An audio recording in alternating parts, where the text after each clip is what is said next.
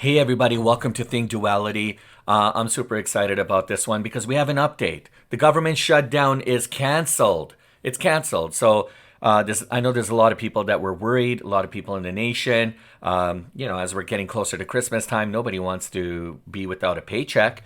Let's do a deep dive into this. So more after this. Audio Jungle.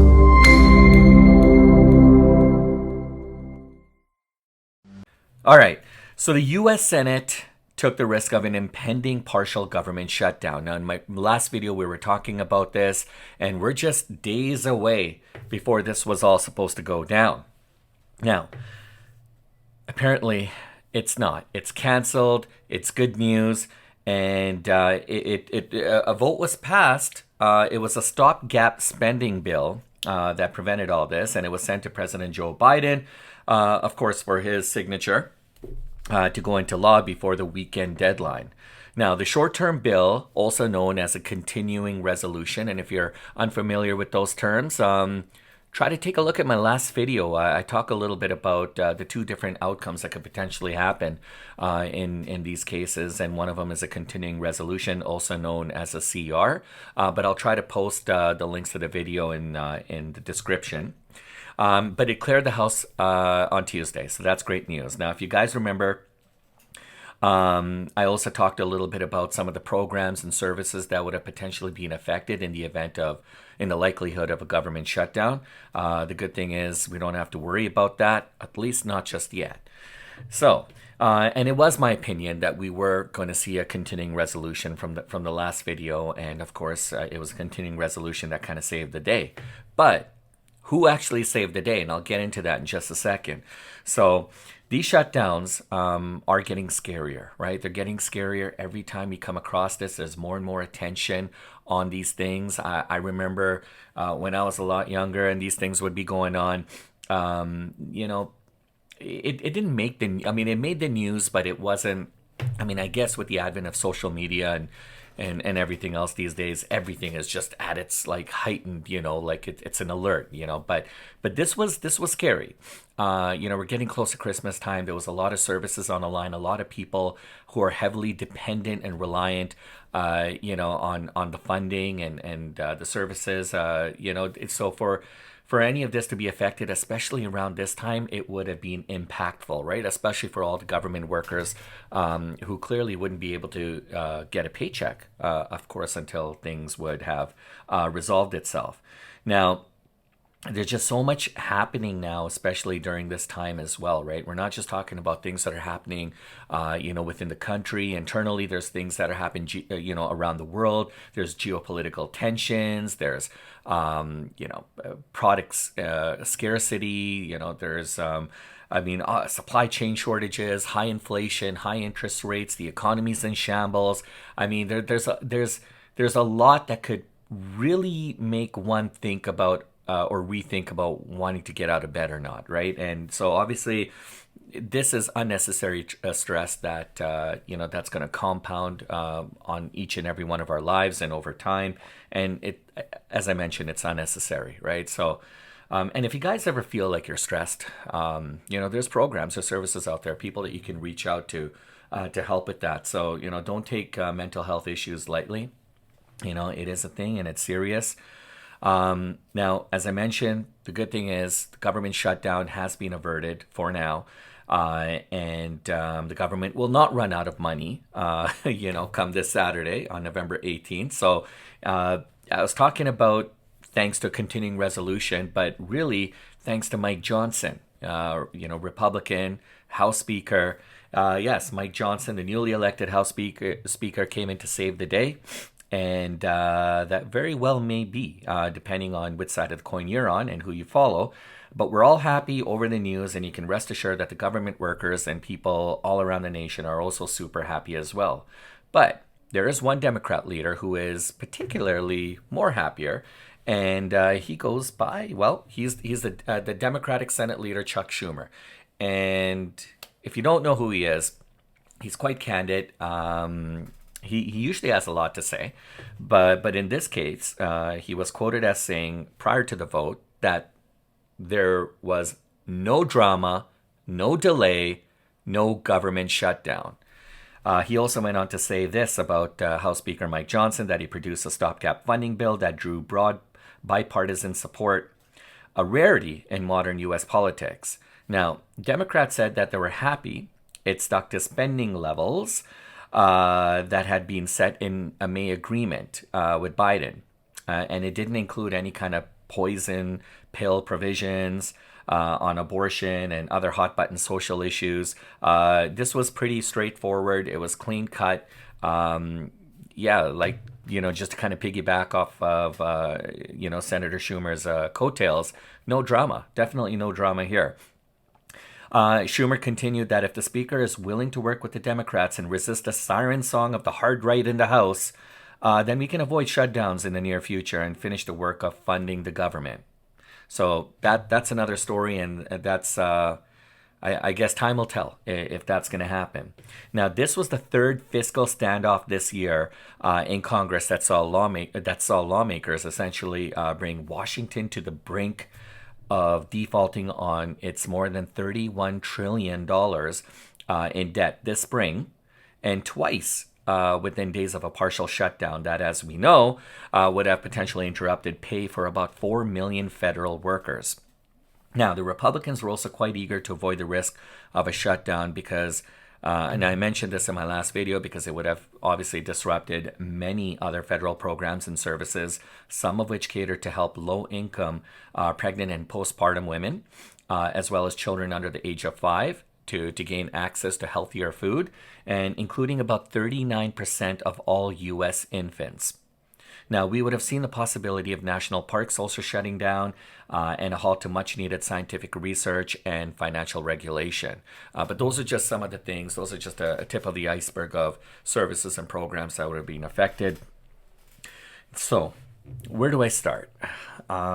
We know that the Republicans control the House of Representatives, and Mike Johnson, the current House Speaker, is a Republican. Well, the last time we went through this, it was around the time that Kevin McCarthy, who was the House Speaker at the time, also a Republican, and he was kind of in the same kind of battle, right, at that time. And it is also important to note that Kevin McCarthy was the first House Speaker to get booted from his position. Now, because obviously his party and a lot of hardline Republicans felt that he was trying to compromise too much with the Democrats.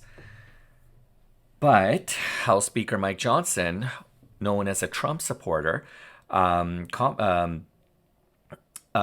actually compromised with the Democrats this time around and managed to come together to work out a deal and avert a shutdown, and without having it go right down to the last, like to the tail end of the wire, to the last minute, and no threats of calling a shutdown or anything like that. Like I said, it was pretty straightforward. And so how come he didn't get the backlash that Kevin McCarthy did? Now, this is obviously up for speculation and debate, and of course more news about this is going to come. Some people are saying that maybe Mike Johnson got a pass, maybe this is kind of the first big thing, and but we'll see. So McCarthy, if you remember, threatened a government shutdown last time as well, but when it was all said and done, the vote was passed with no funding cuts, right? But there was a lot of drama, of course. That was a difference there. Now, this time it's no different, except that Mike Johnson did not threaten a government shutdown, which I reiterated earlier. Rather agreed to vote in favor to avert a shutdown, also with no government cuts. This is why Democrats are so happy right now. Now, here we are just days away from November 18th, and the sun seems to be coming out, and it's shining, and the flowers are starting to bloom. I mean, depending on where you live, of course, right? I mean, there's no flowers blooming right now where I'm at, but it's kind of rather cold. Going back to McCarthy, after the whole hoopla that happened back when the Republicans voted to oust him from his position for the first time, and remember, this is the first time this ever happened to any House Speaker, and this happened back on October 3rd. The chamber then decided to give that position to Mike Johnson on the 25th of October. Now, this is where it gets a little bit dicey because there's not a lot of breathing room here, but right now it seems like everything is kind of crimson clover, everything is good, everyone's happy, but the next showdown is in about 2 months. So um, the Democratic Party majority Senate and Republican controlled House Representatives next deadline to clash will be January 19th, apparently. And this is just days after the Iowa caucuses to signal the start of the 2024 presidential campaign season. So now all this is going to happen conveniently around perhaps one of the biggest events and times in American history, right? With the Democrats and the Republicans just going at it toe to toe. President Biden, and you got the likes of Donald Trump and other senators and would be candidates who are trying to jostle for that for that leadership position for the GOP.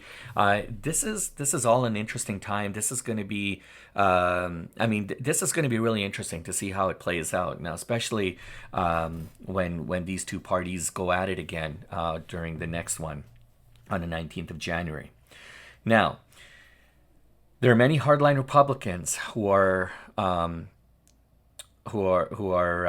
indicating some caution here because they're still not happy at the compromise with the Democrats, and they do vow to fight after the Thanksgiving holiday, of course.